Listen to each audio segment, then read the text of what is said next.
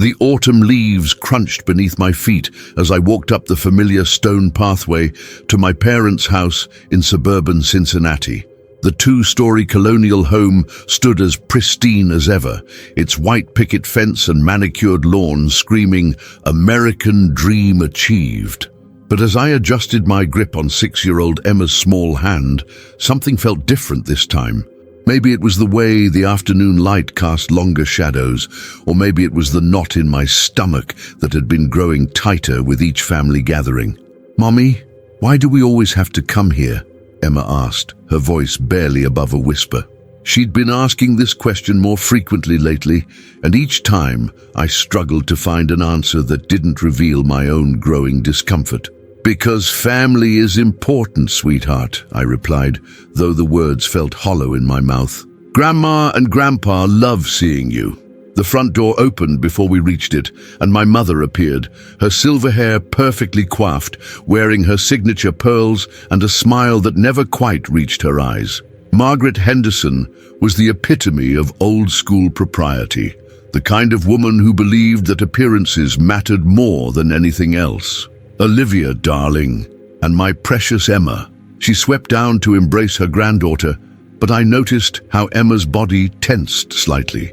"You look beautiful as always. Come in, come in. Your father's in the living room and Michael should be here any minute." Michael, my older brother, the golden child who could do no wrong in our parents' eyes, despite the fact that he'd been unemployed for the better part of 2 years and had a drinking problem that everyone pretended didn't exist. At 34, he still lived in the basement of our childhood home, a fact that my parents spun as Michael is taking time to find himself, rather than acknowledging the reality of his situation.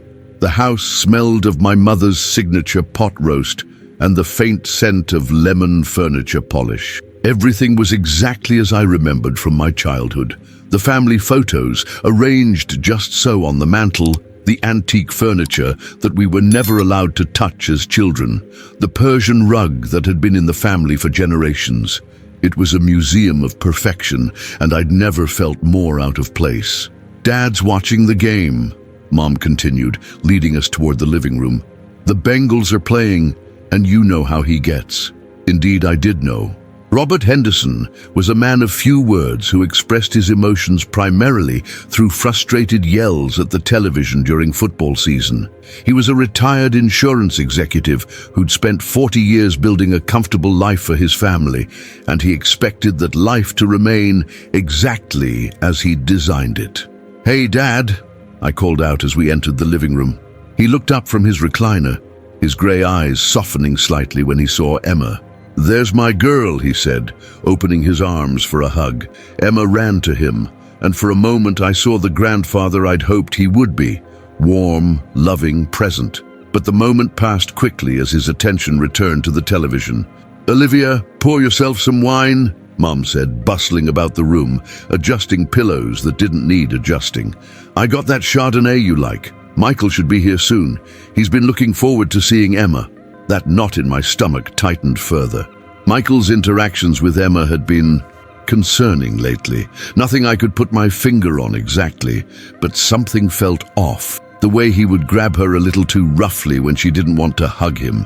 The way he'd make comments about her attitude when she was just being a normal 6-year-old. The way my parents would dismiss my concerns with phrases like, "Boys will be boys," and "Michael's just tired."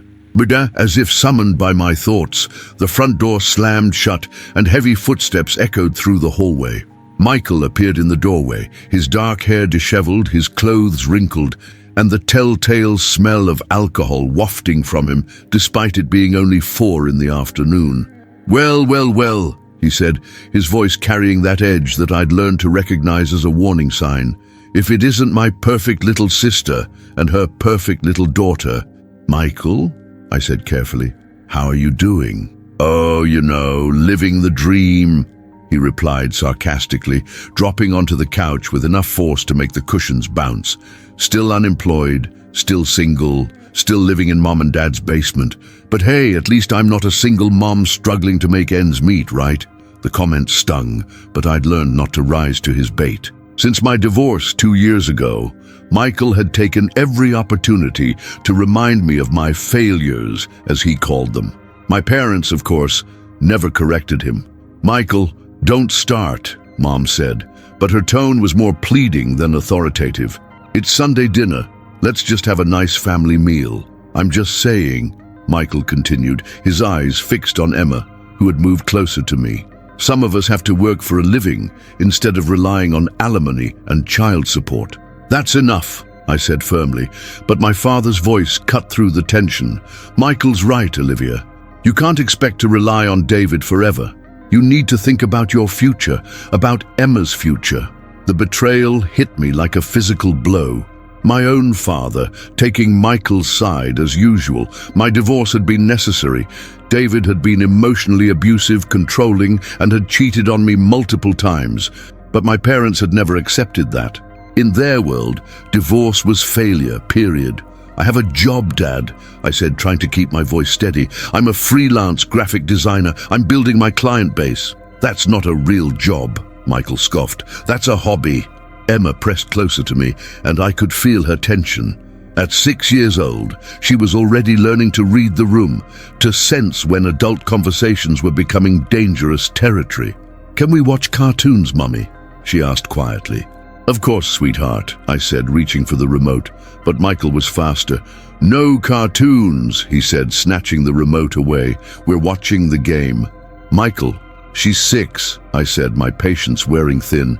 "She doesn't want to watch football. She needs to learn that the world doesn't revolve around her," he replied, his voice getting louder. "Kids today are too spoiled. They need to learn respect." "She's being perfectly respectful," I said, my voice rising to match his.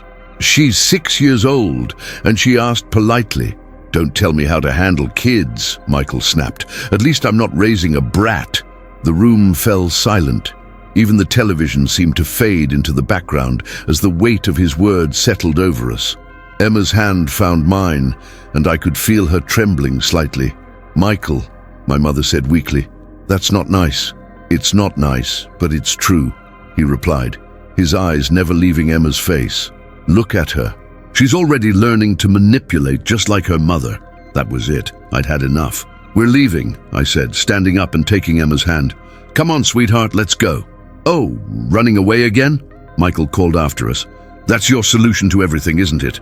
Run away when things get tough." I turned back to face him, my anger finally boiling over. "I'm not running away, Michael. I'm protecting my daughter from your toxic behavior." "Toxic?" He laughed bitterly. "I'm toxic? I'm not the one who got divorced because I couldn't keep my husband happy. I'm not the one who's raising a child without a father figure." "That's enough," I shouted. But my parents remained silent, looking anywhere but at us. "You want to know what's toxic?" Michael continued, standing up now, his face red with anger. "It's raising a child to think she's the center of the universe. It's teaching her that she can get whatever she wants just by crying and manipulating." "But she's 6 years old," I repeated, my voice cracking with emotion. "She's a child. She's a brat," Michael said coldly, "and if you don't fix it, someone else will." The threat in his voice was unmistakable. My parents sat in their chairs, saying nothing, doing nothing. My mother's hands were folded in her lap, and my father's eyes were fixed on the television screen, as if the most important thing in the world was whether the Bengals could convert a third down. "Come on, Emma," I said, my voice shaking. "We're leaving." As we walked toward the door, I heard my mother call out, "Olivia, please don't make a scene. The neighbors will hear." The neighbors, of course, that's what mattered most to Margaret Henderson, what the neighbors would think. Not her granddaughter's well-being, not her daughter's feelings, but the neighbors' opinions. Emma was quiet during the car ride home to our small apartment across town. She stared out the window at the passing houses, each one representing a family that might be happier, more functional, more loving than ours. "Mommy," she finally said as we pulled into our parking lot. "Yes, sweetheart. Uncle Michael doesn't like me, does he?" The question broke my heart. How do you explain to a 6-year-old that some adults are broken, that some people take their pain out on the innocent, that sometimes the people who are supposed to love and protect us are the ones who hurt us most? It's not about you, Emma, I said carefully. Uncle Michael is going through a hard time, but that doesn't make it okay for him to be mean to you. Are we going to go back there? She asked, her voice small and scared. I looked at her in the rearview mirror, this beautiful, innocent child who deserved so much better than what my family had to offer. She deserved grandparents who cherished her, an uncle who protected her, a mother who was strong enough to shield her from the toxicity that seemed to permeate every family gathering. I don't know, sweetheart, I said honestly, but I promise you this, no one will ever hurt you if I can help it. You are safe with me. That night, after Emma had gone to bed, I sat in my small living room with a cup of tea, replaying the events of the day. My phone buzzed with a text from my mother. You overreacted today. Michael was just stressed. We're still family. Just stressed. As if stress was an excuse for threatening a child. As if being family meant tolerating abuse and cruelty in the name of keeping the peace. I didn't respond to the text. Instead, I made a decision that would change everything. I would not subject Emma to another family gathering until things changed. I would not allow my parents' need for appearances to override my daughter's safety and well-being. But I had no idea how much worse things would get before they got better. 3 weeks passed without contact from my family, 3 weeks of blessed silence, of Emma laughing freely without looking over her shoulder, of Sunday afternoons spent at the park instead of walking on eggshells in my parents' living room. I'd started to believe that maybe, just maybe, I'd made the right choice. Then came the phone call. It was a Tuesday evening in late October. Emma was at her friend Sophie's house for a playdate, and I was working on a logo design for a local bakery when my phone rang. Mum's number flashed on the screen, and for a moment I considered letting it go to voicemail. But something, maybe hope, maybe guilt, maybe just habit, made me answer. Hi, Mom. Olivia, thank goodness, she said, her voice trembling with what sounded like relief. I was hoping you'd answer. We need to talk. If this is about Michael, it's about your father. She interrupted. He's in the hospital. The words hit me like a punch to the gut. Whatever issues I had with my parents, the thought of losing my father terrified me. What happened? He had chest pains this morning. The doctors say it's not a heart attack, but they want to keep him overnight for observation. Olivia, he's been so worried about you and Emma. This estrangement is killing him. The guilt was immediate and overwhelming. Of course, it was my fault. Of course, my decision to protect my daughter had somehow caused my father's health problems. This was classic Margaret Henderson manipulation, and I knew it, but it still worked. Which hospital? I asked, already reaching for my keys. Cincinnati General, room 314. But Olivia, Michael's here too. Please, for your father's sake, don't make a scene. The warning was clear. Behave yourself, don't rock the boat, maintain the facade of family unity. But my father was in the hospital, and despite everything, I loved him. I'll be there in 20 minutes, I said. Cincinnati General Hospital smelled like disinfectant and fear. The fluorescent lights cast everything in a harsh, unforgiving glare as I made my way to the 3rd floor. I'd texted Sophie's mom to let her know I'd pick Emma up later, not wanting to subject her to the drama that was sure to unfold. I found room 314 easily enough. Through the small window in the door, I could see my father lying in the hospital bed, looking smaller and more fragile than I'd ever seen him. My mother sat in a chair beside him, holding his hand, while Michael stood near the window, his phone in his hand. Taking a deep breath, I knocked softly and entered. Olivia! My father's face lit up when he saw me. You came. Of course I came, Dad, I said, moving to his bedside. How are you feeling? Better now that you're here, he said, squeezing my hand. I've missed you, sweetheart. We all have.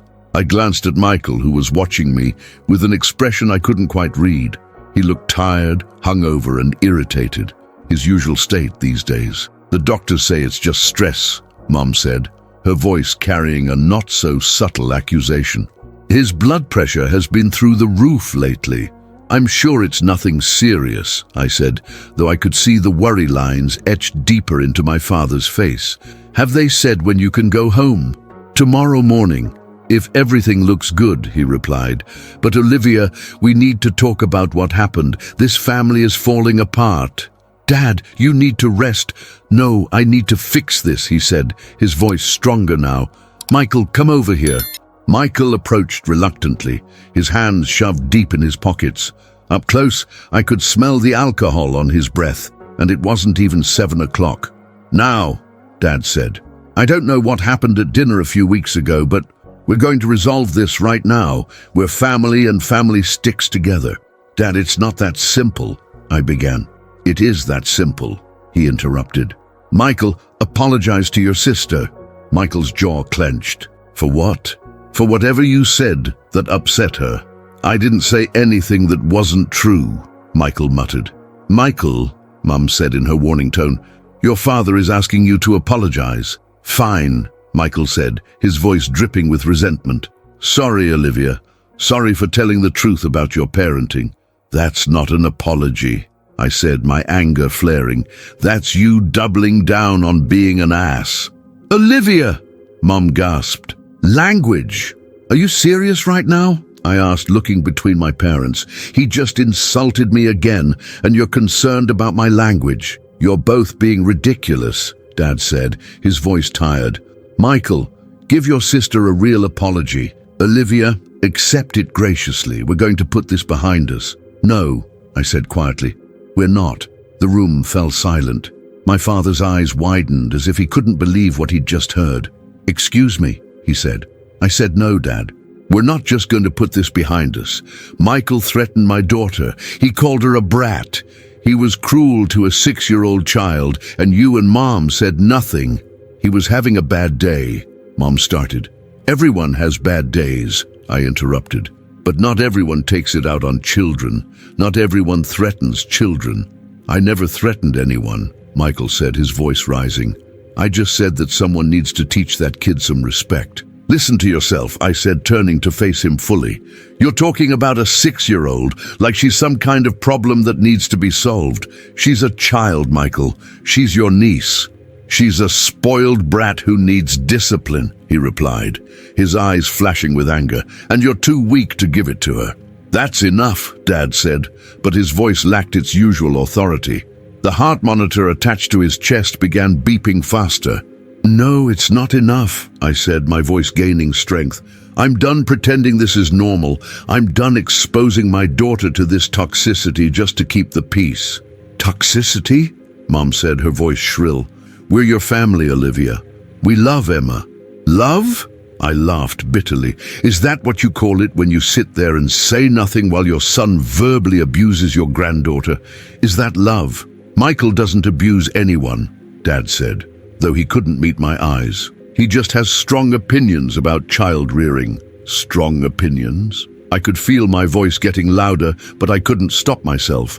He called my daughter a brat. He said someone needed to fix her. He grabbed her roughly when she didn't want to hug him. And you did nothing. You said nothing. You let him intimidate and frighten a 6-year-old child. You're exaggerating, Mom said, but her voice wavered. Am I? Then why does Emma ask me why Uncle Michael doesn't like her? Why does she tense up when she sees him? Why does she ask if we have to go to your house every time I mention a family gathering? Kids are dramatic, Michael said dismissively. She's being manipulative. She's 6, I shouted, and the heart monitor started beeping even faster. She's 6 years old, and you're talking about her like she's some kind of master manipulator. What is wrong with you? What's wrong with me? Michael stepped closer, and I could see the rage building in his eyes. What's wrong with me is that I'm tired of watching you raise a spoiled little princess who thinks the world revolves around her. What's wrong with me is that I'm sick of being the only one in this family who's willing to call out your failures as a parent. Michael, stop, Mom said, but her voice was weak, ineffective. No, I won't stop, he continued, his voice getting louder. Someone needs to say it. That kid is going to grow up to be just like her mother, entitled, selfish, and unable to handle any criticism. Get out, I said quietly.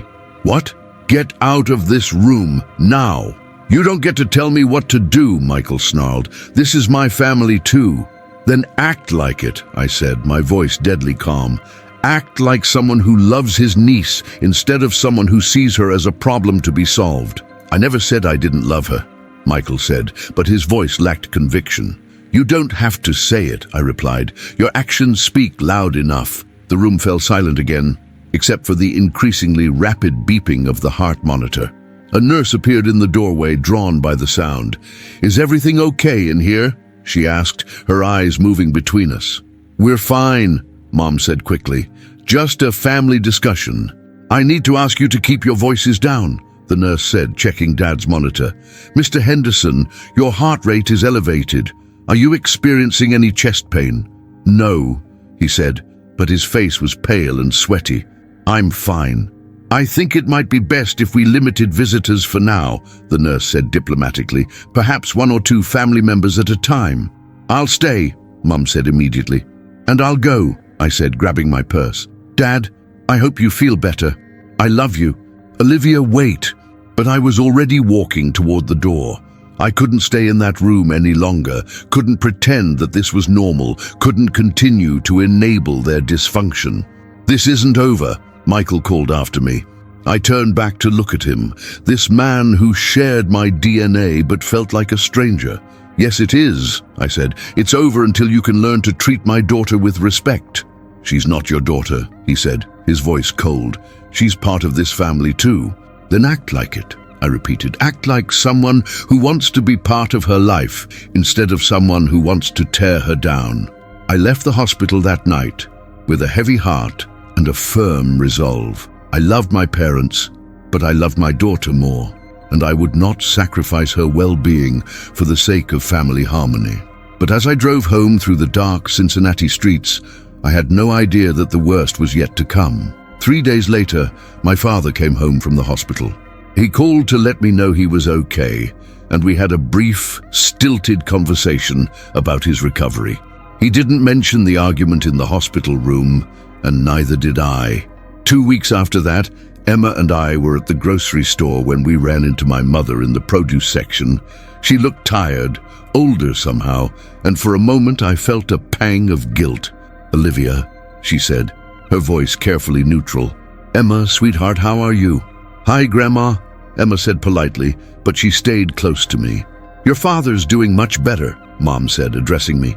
"His blood pressure is back to normal." "I'm glad," I said, and I meant it. "He misses you both," she continued. "We all do. Olivia, this has gone on long enough. It's time to forgive and forget."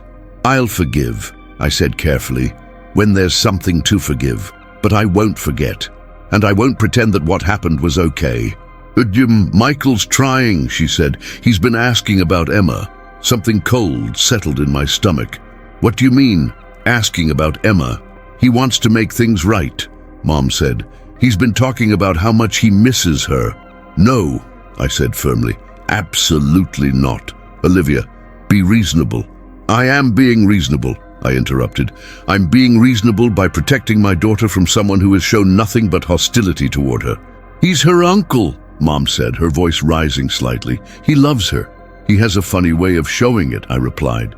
"People make mistakes," Mom said. "He deserves a second chance." "He's had plenty of chances," I said, "and he's wasted every one of them." "Mommy," Emma said quietly, tugging on my sleeve, "can we go?" "Of course, sweetheart," I said, putting my arm around her. "Mom, I need to think about what's best for Emma. Right now, that means keeping her away from Michael." "You're tearing this family apart," Mom said, tears forming in her eyes. "No," I said sadly. "The family was already broken. I'm just refusing to pretend it isn't." As we walked away, I heard her call out, "He's family, Olivia. Family forgives." But forgiveness, I was learning, couldn't come at the expense of my daughter's safety and well-being. And as much as it hurt to admit it, I was beginning to realize that my family's definition of love looked a lot like tolerance for abuse. The breaking point was coming, and I could feel it approaching like a storm on the horizon. I just didn't know how devastating it would be when it finally arrived. The Thanksgiving invitation arrived on a Tuesday in November, delivered by my mother herself. I found her waiting by my car when I came out of Emma's school after dropping her off, her face a mask of determined cheerfulness that I recognized from childhood, the expression she wore when she was about to ask for something she knew I didn't want to give. "Olivia, honey," she said, stepping forward with a smile that didn't reach her eyes. "You look wonderful. How's work?" "Mom, what are you doing here?" I asked, though I already knew. "I wanted to talk to you in person," she said, pulling an envelope from her purse. "About Thanksgiving." I accepted the envelope, but didn't open it. "Mom, before you say anything, just listen," she interrupted.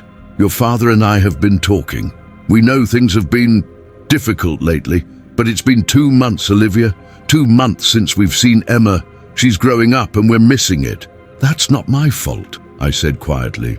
"I'm not saying it is," she replied, though her tone suggested otherwise. "But it's Thanksgiving. It's about family, about gratitude, about coming together despite our differences." "What about Michael?" I asked, though I dreaded the answer. "Michael will be there," she said, "but he's promised to behave himself. He knows he went too far before. He wants to make amends." "What does that mean exactly?" "It means he's sorry, Olivia. He's been going through a rough patch. You know, he's been struggling with finding work, with his personal life. He took his frustrations out on the wrong people, and he knows that." I studied my mother's face, looking for any sign that she truly understood what had happened, that she grasped the severity of her son's behavior toward my daughter. But all I saw was the familiar determination to smooth things over, to restore the facade of family harmony. "Has he said he's sorry?" I asked. "He said he wants to make things right," she replied carefully. "That's not the same thing, Mom." "Olivia, please." Her voice cracked slightly. "Your father's health scare made us all realize how precious time is. We can't waste it on grudges and hurt feelings." "This isn't about hurt feelings," I said, my voice rising. "This is about my daughter's safety and well-being." "Michael would never hurt Emma," Mum said firmly. "He's not a monster, Olivia. He's your brother. Being my brother doesn't give him the right to treat Emma badly," I replied, "and it doesn't give you the right to enable his behavior." "I'm not enabling anything," she said, her voice defensive. "I'm trying to keep this family together." "At what cost?" I asked. "At the cost of Emma's emotional well-being, at the cost of teaching her that she has to tolerate abuse from family members." "It's not abuse," Mom said sharply. "It's family dysfunction.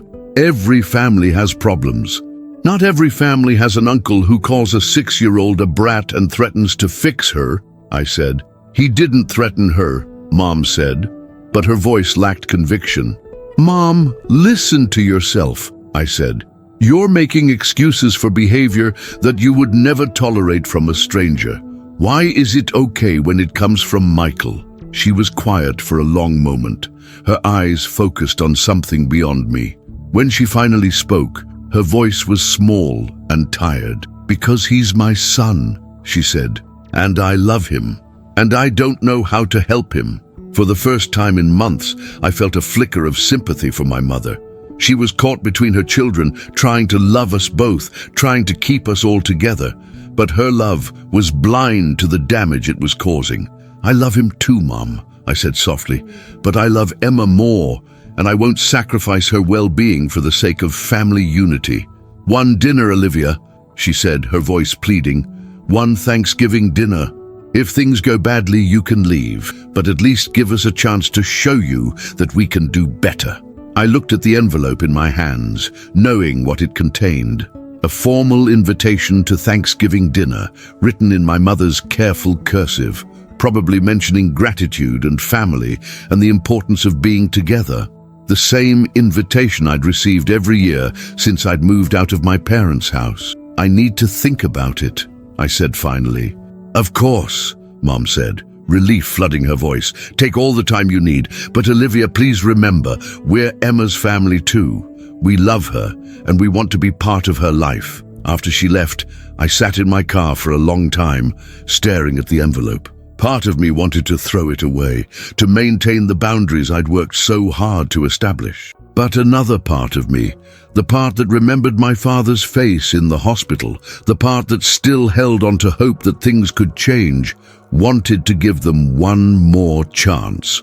That afternoon, I sat Emma down for a conversation I'd been dreading. "Sweetheart," I said, "Grandma came to see me today. She wants us to come to Thanksgiving dinner." Emma's face immediately grew serious. "Will Uncle Michael be there?" "Yes, he will." "I don't want to go," she said quietly. "He scares me." "Can you tell me why he scares you?" I asked gently. Emma was quiet for a moment, her small hands folded in her lap. "He looks at me like I did something wrong," she said finally. "And his voice gets loud and mean. And he says things that make you sad." The clarity of her perception broke my heart. At 6 years old, she could already read the dynamics of our family gatherings better than the adults involved. "What if I promise that we'll leave if anyone is mean to you?" I asked. "What if I promise that you don't have to hug anyone you don't want to hug, and you don't have to stay if you're uncomfortable? Will you stay with me the whole time?" she asked. "Yes, I will. And we can leave whenever I want?" "Whenever you want." Emma considered this for a long moment. "I miss Grandpa," she said finally. "He gives good hugs." "I know you do, sweetheart. I miss him too." "Can we just see Grandpa and Grandma without Uncle Michael?" "That's not how it works, unfortunately," I said. "They want us all to be together." "Why?" she asked, and I realized I didn't have a good answer. "Because they think that's what families do," I said. "They think that being related means you have to spend time together, even when it's not fun." "But you don't make me play with kids who are mean to me," Emma said. "You say I can choose my friends." "You're absolutely right," I said. "And you're very smart to notice that. The truth is, adults don't always make the best choices, even when they're trying to do the right thing." "Are you going to make a bad choice?" she asked. "I hope not," I said. "But if I do, I promise I'll fix it as soon as I realize it." That night, I called my mother and told her we would come to Thanksgiving dinner. She was overjoyed, talking about how wonderful it would be to have the whole family together, how much she'd missed us, how grateful she was that I was giving them another chance. "You won't regret this, Olivia," she said. "I promise you won't regret this." But as Thanksgiving approached, I couldn't shake the feeling that I was making a terrible mistake. The day itself dawned grey and cold, with a bitter wind that cut through my coat as Emma and I walked up to my parents' house. The decorations were perfect, as always. Autumn leaves scattered artfully across the porch, a beautiful wreath on the door, pumpkins and gourds arranged in careful abundance. "Remember," I said to Emma as we reached the front door, "you stay close to me, and we leave if anyone is mean to you." "I remember," she said, but her voice was small and uncertain. My mother answered the door with a bright smile and open arms. "My beautiful girls," she exclaimed, sweeping Emma into a hug. "Oh, how I've missed you both." Emma submitted to the embrace politely, but without enthusiasm. As we entered the house, I could smell the familiar sense of turkey and stuffing, of my mother's famous green bean casserole and pumpkin pie.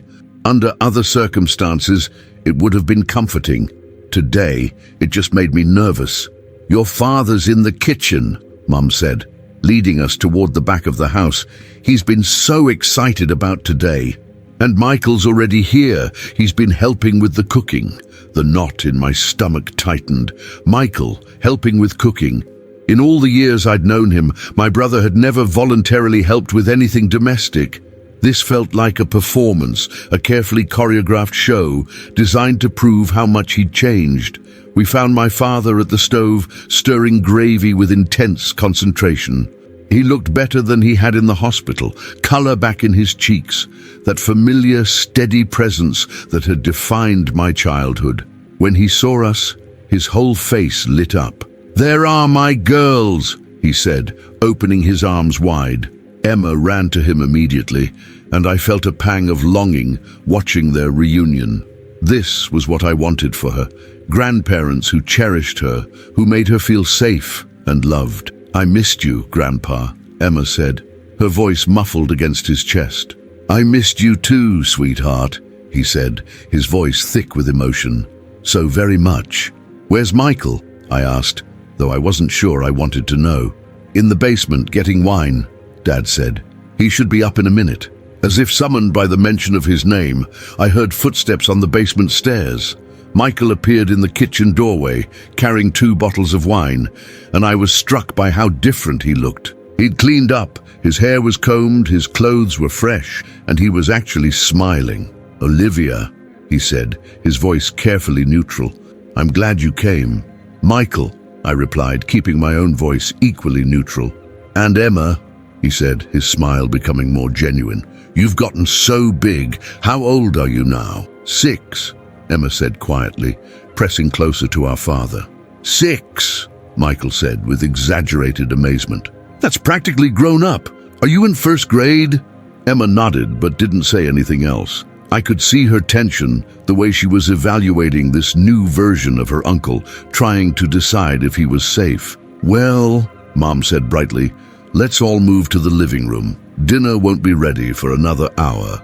The living room had been decorated for Thanksgiving with the same meticulous attention to detail that marked all of my mother's entertaining. Fall flowers in crystal vases, candles that smelled like cinnamon and apple, family photos that told the story of what we'd once been, or at least what we'd pretended to be. Michael settled into his usual spot on the couch, but this time he didn't dominate the conversation or make cutting remarks. Instead, he asked Emma about school, about her friends, about her favorite subjects. His questions were appropriate, his tone was gentle, and for a moment I allowed myself to hope that maybe, just maybe, things really had changed. "Emma's been doing really well in her art class," I said, when my daughter seemed too shy to respond to his questions. "She drew the most beautiful picture of our apartment building last week." "That's wonderful," Michael said, and he seemed to mean it. "I'd love to see some of your artwork sometime, Emma. I always wished I could draw." Emma looked up at him with surprise. "Really? Really?" he said. "Art is a special talent. Not everyone has it." For the next 45 minutes, the conversation remained pleasant and superficial. We talked about the weather, about Dad's recovery, about Mom's latest book club selection. Michael participated without dominating, and he made a visible effort to include Emma in the conversation without overwhelming her. I started to relax. Maybe my mother had been right. Maybe Michael really was trying to change. Maybe this could work. Then we sat down for dinner. The dining room table was set with my mother's best china, the pattern she'd received as a wedding gift and only used for special occasions. The turkey was golden brown and perfectly carved, surrounded by all the traditional sides. Everything looked magazine perfect, like a Norman Rockwell painting of American family life. "Olivia, why don't you sit here?" Mom said, indicating the chair to my father's right, "and Emma can sit next to you." I helped Emma into her chair and pushed it closer to the table. She looked small and overwhelmed by the formal place setting, the heavy silverware and multiple glasses that seemed designed for adults. "This looks beautiful, Mom," I said, and I meant it.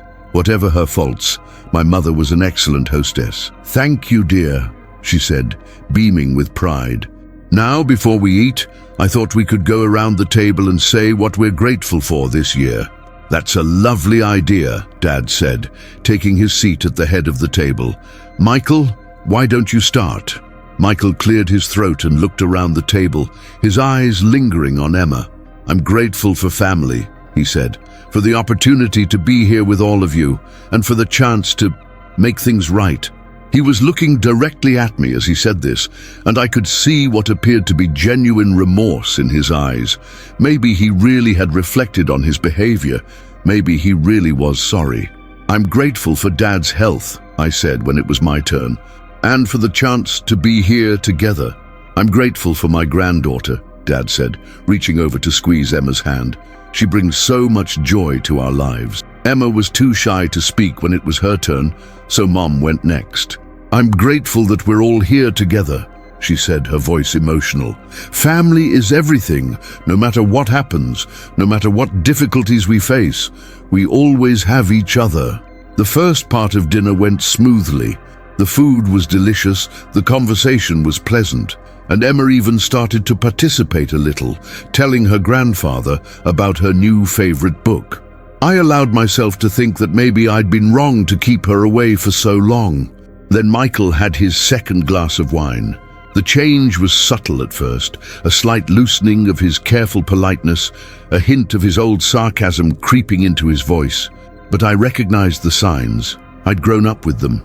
"Emma," he said suddenly, "your mum tells me you're quite the little artist." "I like to draw," Emma said quietly. "What do you like to draw?" he asked. "Flowers and houses and sometimes people."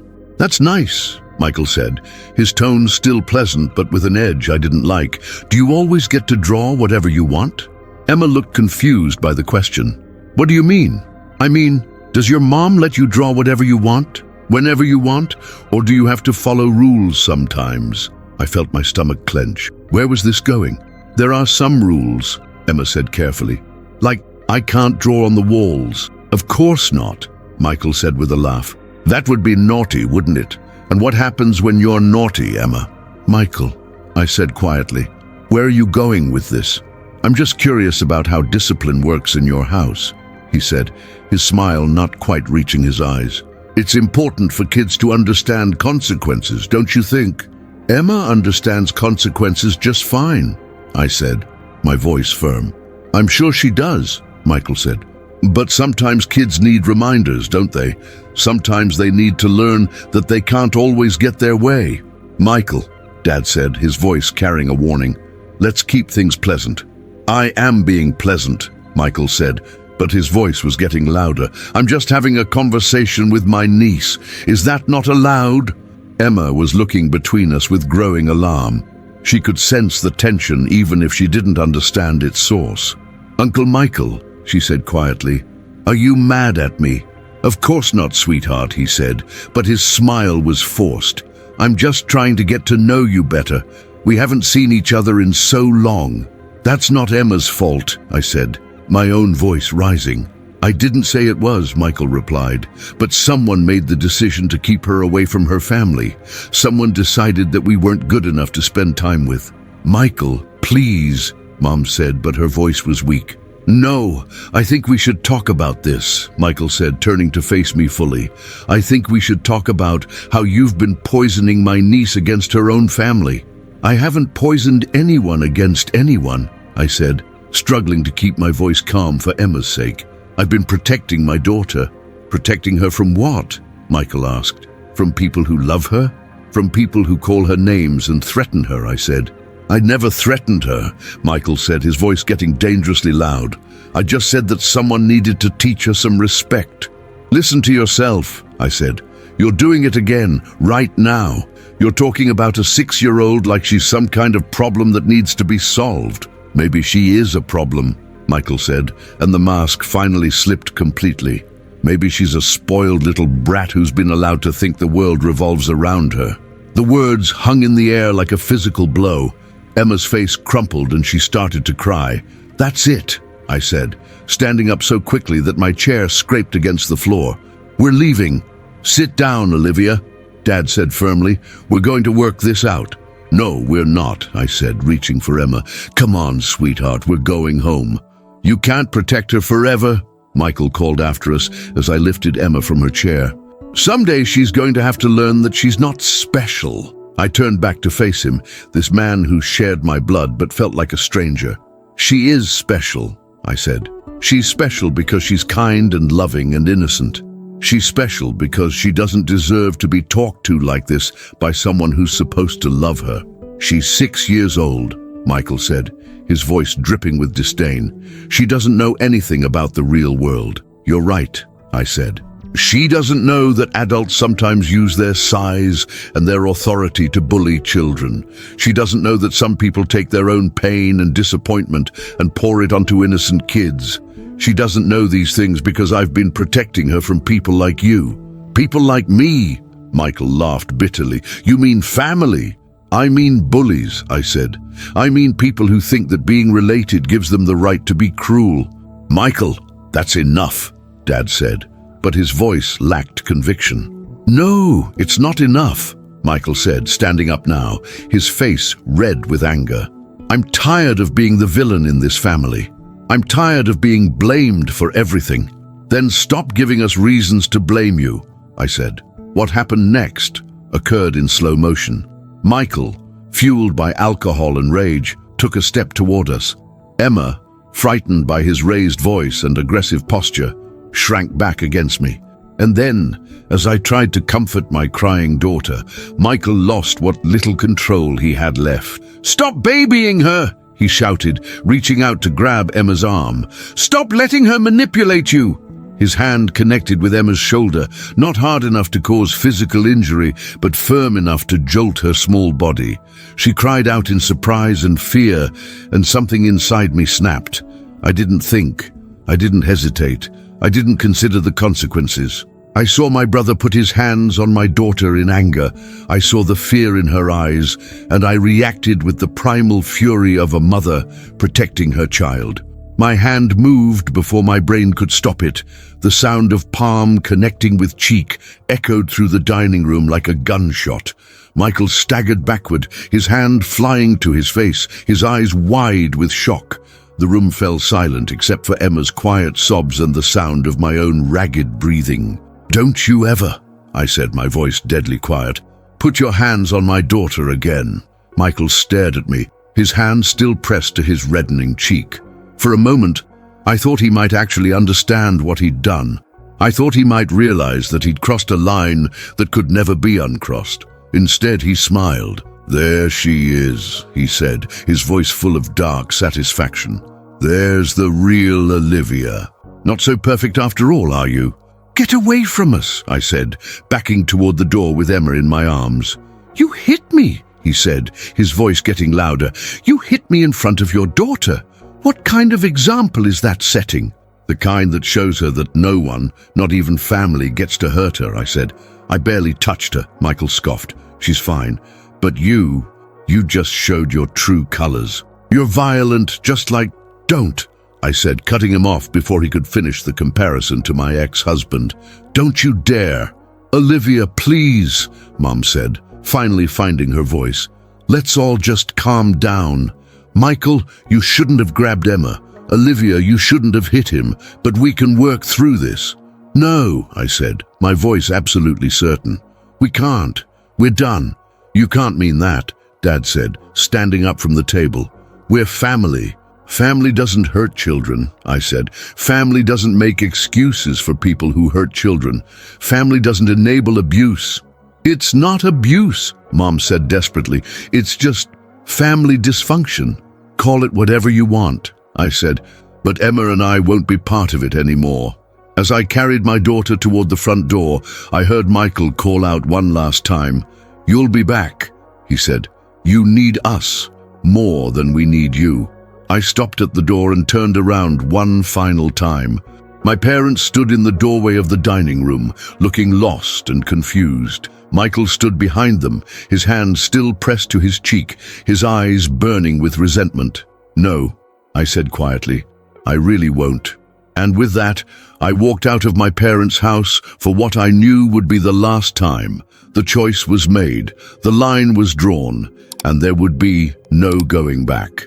The weeks that followed Thanksgiving passed in a strange combination of relief and grief. Relief because Emma no longer asked anxious questions about family gatherings, because our Sundays were peaceful, because the constant tension that had marked our interactions with my family was finally gone. Grief because despite everything, they were still my family, and cutting ties felt like amputating a part of myself. Emma, remarkably, seemed to adjust more quickly than I did. Children are resilient in ways that adults forget, and she threw herself into school and friendships with renewed energy. Her teacher, Mrs. Rodriguez, even commented on how much more confident and outgoing she'd become. "She's really blossomed this semester," Mrs. Rodriguez told me during a parent-teacher conference in early December. "She's participating more in class discussions, and she's made some wonderful friendships. Whatever changes you've made at home, they're working." I didn't tell her about the changes we'd made. Some victories are too hard won to share with strangers. The first contact from my family came 2 weeks after Thanksgiving, in the form of a text from my mother. "Olivia, we need to talk. This has gone on long enough." I stared at the message for a long time before deleting it without responding. The second contact came a few days later, a voicemail from my father, his voice tired and sad. "Sweetheart, I know you're angry and I understand why, but cutting us out completely isn't the answer. We love you and Emma. Please call me back." I saved the message but didn't return the call. The third contact was an email from Michael himself, and it was nothing like what I expected.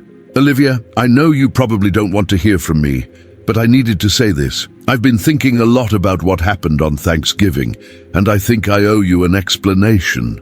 I've been angry for a long time, angry about my job situation, angry about being single, angry about living with Mom and Dad like a teenager. I took that anger out on you and Emma, and that was wrong. I don't remember everything I said that day. I'd been drinking, but I know I crossed a line. I know I scared Emma, and I'm sorry for that. She doesn't deserve to be afraid of her uncle. I'm not asking for forgiveness, and I'm not asking you to bring Emma around me. I just wanted you to know that I know I screwed up." Michael, I read the email 3 times, looking for the catch, for the manipulation, for the subtle blame shifting that had marked all of Michael's previous apologies, but it wasn't there. For the first time in years, my brother sounded genuinely accountable for his actions. It was progress, but it wasn't enough. An apology couldn't undo the damage that had been done, couldn't erase the fear I'd seen in Emma's eyes, couldn't rebuild the trust that had been shattered. I drafted a response several times, each one saying essentially the same thing. "Thank you for acknowledging what happened. I need time to think about what comes next. Don't contact me again until I'm ready to talk." In the end, I deleted all the drafts and didn't respond at all. Christmas came and went quietly. Emma and I spent the day at home, just the two of us, watching movies and eating Chinese takeout. It was different from the elaborate family celebrations of previous years, but it was peaceful. Emma didn't ask about her grandparents or uncle even once. On New Year's Eve, as Emma slept and I sat alone with a glass of wine, reflecting on the year that had passed, my phone rang. It was my mother, and against my better judgment I answered. "Olivia," she said, her voice thick with tears. "Please don't hang up." "I'm listening," I said. "I miss you," she said. "I miss Emma. This house feels so empty without you both." "Mom, I know you're angry," she continued. "I know you think we handled things badly. And maybe you're right. The admission hung between us like a bridge. Neither of us was sure we wanted to cross." "Tell me what you think we did wrong," I said carefully. "We enabled Michael," she said, and the words seemed to cost her something. "We made excuses for his behavior because we didn't want to admit that our son was struggling. We put keeping the peace ahead of protecting Emma. It was more honesty than I'd heard from my mother in years, and it caught me off guard. "Why are you telling me this now?" I asked. "Because Michael moved out," she said, 3 weeks ago. He said he needed to figure out who he was without us making excuses for him. He got a job at a warehouse, found a small apartment across town. He's trying to get his life together." "That's good," I said, and I meant it. "But that doesn't change what happened." "I know," she said. "But Olivia, he's getting help. He's seeing a therapist. He's going to AA meetings. He's really trying to change." "For how long?" I asked. "How long has this been going on?" 6 weeks, she said. "Since Thanksgiving, 6 weeks. It was something, but it wasn't much in the grand scheme of things. People could maintain sobriety and good behavior for 6 weeks and then relapse into old patterns. I'd seen it happen too many times to be impressed by such a short time frame. I'm glad he's getting help," I said. "But I need more than 6 weeks of good behavior to trust him around Emma again." "How long?" Mom asked. "How long will it take?" "I don't know," I said honestly. "Maybe never. Maybe some things can't be fixed, Mom." "Don't say that," she said, her voice breaking. "Please don't say that. We're family." "Family is more than shared DNA," I said.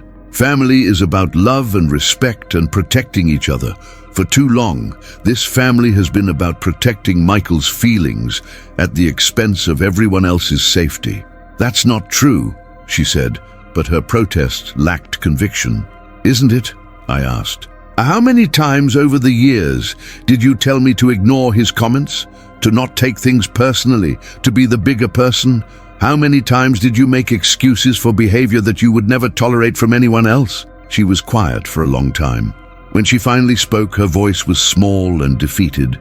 I was trying to keep the family together, she said.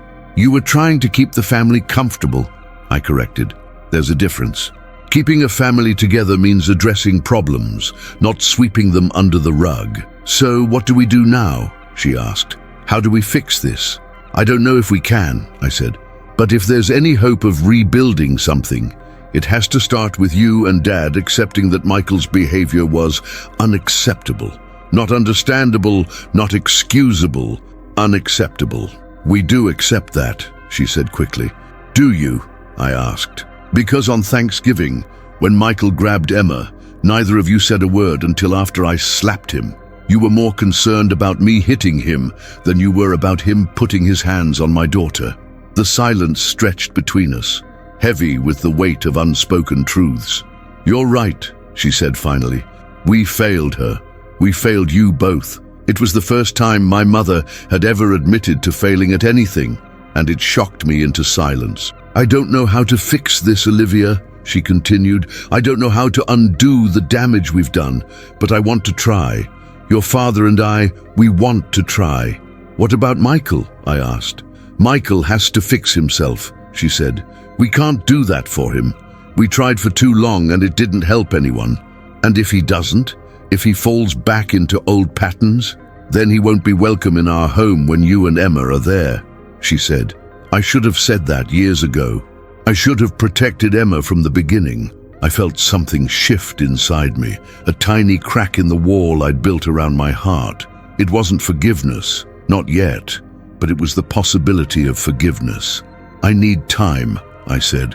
I need to see real change, not just words, and I need to know that Emma will be safe. Of course, Mom said. Take all the time you need. But Olivia, please don't close the door completely. Please don't give up on us entirely. I haven't given up, I said. But I've learned that sometimes you have to tear something down completely before you can rebuild it properly. And you think that's what we need to do? Tear it all down? I think we need to start fresh, I said. New boundaries, new expectations, new consequences for crossing those boundaries. The old way of doing things didn't work. You're right, she said. The old way protected the wrong people. After we hung up, I sat in the darkness of my living room, thinking about everything that had been said and everything that hadn't. Change was possible. I'd seen it in Emma, in myself, and now maybe in my parents. But change was also fragile, and trust, once broken, was not easily repaired. 3 months later, in early April, my mother called with an update. Michael had maintained his sobriety, kept his job, and was still in therapy. More importantly, he'd written another letter, not to me this time, but to Emma. He's not asking to see her, Mum explained. He just wanted her to know that he was sorry for scaring her, and that he was working on becoming the kind of uncle she deserved. What did you do with the letter? I asked. I kept it, she said. I thought you should decide whether Emma ever sees it. Thank you, I said, and I meant it. The old version of my mother would have given the letter directly to Emma, would have pushed for immediate reconciliation. This version was respecting my boundaries as Emma's mother. Your father's birthday is next month, she said carefully. We're not having a party or anything big, just dinner, just the two of us. But if you and Emma wanted to stop by for cake, I'll think about it, I said. And I did think about it. I thought about it for weeks, weighing the risks against the potential benefits, considering what was best for Emma, what was best for me, what was best for our family as a whole. In the end, I decided to take a small step forward.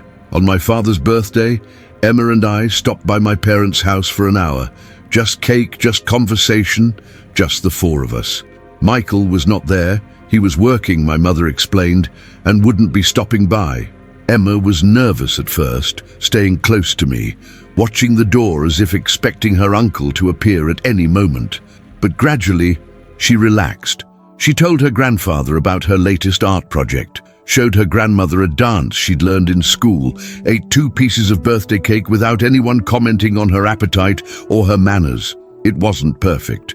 There were awkward moments, stilted conversations, the weight of everything unsaid, but it was a beginning. As we prepared to leave, my father pulled me aside. "I owe you an apology," he said quietly. "I should have protected Emma from the beginning. I should have seen what was happening and put a stop to it." "Why didn't you?" I asked. He was quiet for a long moment, his eyes fixed on Emma, who was showing my mother her drawings. "Because it was easier to pretend everything was fine," he said finally. "Because admitting that Michael had problems meant admitting that we had failed as parents. Because keeping the peace felt more important than rocking the boat." "And now?" I asked. "Now I understand that sometimes you have to rock the boat to keep it from sinking," he said. "Now I understand that protecting one person's feelings at the expense of everyone else's safety isn't love, it's cowardice." "Dad, no, let me finish," he said. "You did what I should have done years ago. You protected your daughter, even when it cost you your family. You were braver than I was, and I'm proud of you for it." The words hit me harder than I'd expected. I'd spent so many months wondering if I'd made the right choice, if I'd been too harsh, if I'd torn apart the family for no good reason. To hear my father validate that choice, to hear him acknowledge my courage rather than my failures, was a gift I hadn't known I needed. "Thank you," I said, my voice thick with emotion. "Thank you," he replied, "for teaching this old dog some new tricks." 6 months later, Emma and I were having regular monthly dinners with my grandparents. The visits were still careful, still somewhat formal, but they were peaceful. Emma had started to relax around them, had begun to trust that these visits would be safe and pleasant. Michael and I had not spoken since his email, though my mother gave me periodic updates on his progress. He was still sober, still employed, still in therapy. He'd started volunteering at a community center working with at-risk youth. He was rebuilding his life slowly and deliberately, without asking for forgiveness or demanding second chances. He asks about Emma sometimes, Mom told me during one of our visits. Not in a demanding way. He just wants to know how she's doing, what she's interested in, how she's growing. He says he hopes that someday, when she's older, maybe she'll want to know her uncle. "Maybe," I said. "Someday. When she's old enough to understand what happened and make her own choices about forgiveness." "He understands that," Mom said. "He says he's not working on his sobriety for us, or even for Emma. He's doing it for himself, but he hopes that someday it might lead to something more." As Emma's 7th birthday approached, I found myself in a position I never thought I'd be in, planning a party that included my parents, but not my brother. It felt strange, but right, this new configuration of our family. We were learning to be something different than what we'd been, something healthier and more honest. The party was small, just Emma's closest friends, my parents, and a few neighbors. Emma wore a purple dress she'd picked out herself, and a tiara that made her feel like a princess. She laughed and played and opened presents with the unself-conscious joy that every child deserves. Watching her blow out her candles, surrounded by people who loved and cherished her, I realized that I'd made the right choice. The choice to protect her, to prioritize her well-being over family harmony, to teach her that she was worthy of respect and kindness. The family we'd built might be smaller than the one we'd started with, but it was infinitely safer. And safety, I'd learned, was the foundation upon which all other forms of love could grow. That night, after the guests had gone home and Emma was asleep, my mother helped me clean up the kitchen. "She's such a happy child," she said, watching Emma's artwork on the refrigerator. "Confident and kind and brave. You've done an amazing job with her, Olivia." "Thank you," I said. "But she's always been special. I just learned to protect that specialness instead of letting other people diminish it." "You saved her," Mum said quietly. "And you saved us too, even though it didn't feel like it at the time." "What do you mean?" "You forced us to confront the truth about our family," she said. "You made us choose between enabling dysfunction and creating something healthier. It was painful, but it was necessary." "Do you think Michael will ever be part of this again?" I asked. "I don't know," she said honestly. "But if he is, it will be because he's earned it, because he's become someone worthy of Emma's trust. And that's how it should be." As I drove home that night, Emma sleeping in the back seat, I thought about the choice I'd made that Thanksgiving day. The choice to slap my brother when he put his hands on my daughter. The choice to walk away from a family that enabled abuse. The choice to prioritize my child's safety over everyone else's comfort. At the time, it had felt like a moment of lost control, a failure of my better judgment. But now I understood it for what it really was. The moment I chose to be the mother Emma deserved. The moment I chose her over everything else. It was the right choice then, and it was still the right choice now. Some choices change everything. Some choices draw lines that can never be uncrossed. Some choices force everyone around you to decide what kind of person they want to be. The choice I made that day changed my family forever. It cost us our old way of being together, but it gave us the possibility of something better, something honest, something safe, something real.